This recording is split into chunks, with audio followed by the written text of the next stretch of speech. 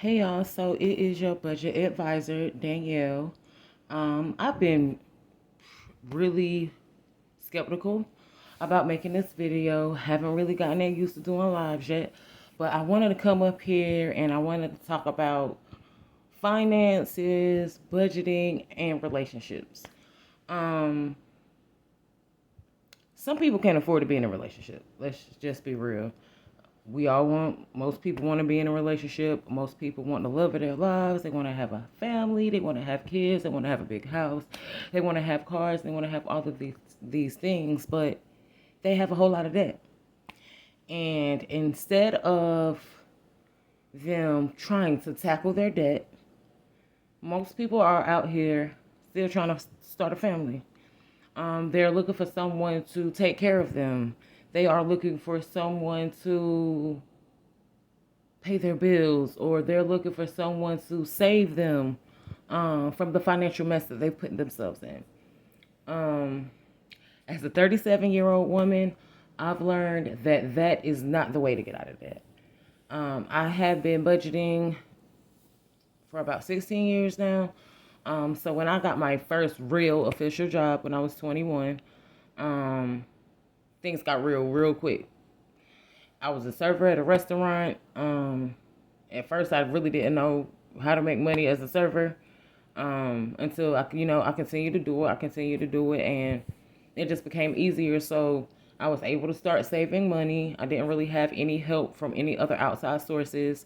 I had to buy a car. I had to get an apartment. I had to do all of these things on my own. So I had to figure out how to budget, and I had to figure out how to budget quick.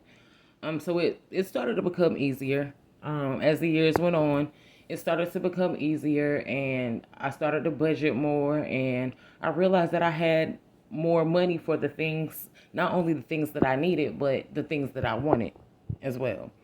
Um, I was able to take care of all my bills on my own. I was able to buy my first car.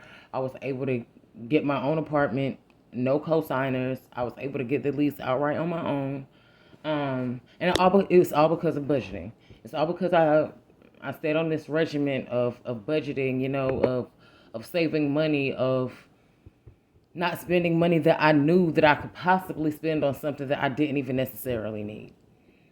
So as a young adult, I had to become very mature with my finances, if I wanted to survive in this world.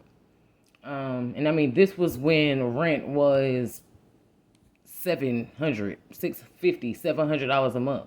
And I mean, two bedrooms, two bathrooms, all of that. But now you're looking at 1,300 just for a one bedroom. So I say all of that to say getting in a relationship will not solve your financial problems. Especially if you don't know what the financial background is of the other person. And of course, when you're in a relationship, when you're first meeting this person and you're getting to know this person, you're not going to ask them how their finances are. That's probably going to be a deal breaker for them. Um, but you do need to look at the bigger picture.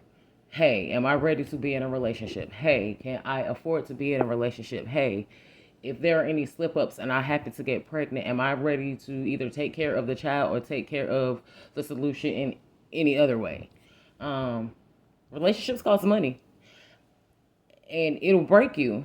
So you should be financially ready to be in a relationship. And a lot of people don't talk about that. But a relationship is more than just love and trust and loyalty and all of that stuff. With all of those things, you still have to have some finances. You still have to be able to take care of your home. You still have to be able to take care of children if you have children. You still have to be able to take care of that car note if you have that car note, which I don't agree with buying a car off a lot, but to each his own. Um, but you have to think about those things. These things are going to happen unless you're financially stable and you're financially ready for these things to happen. It can take a toll on you. It can take a toll on your family. It can take a toll on everything around you if you don't understand the dynamic of how finances work in a relationship. For instance, I had my first son when I was 29. 2 months I would have been 30. So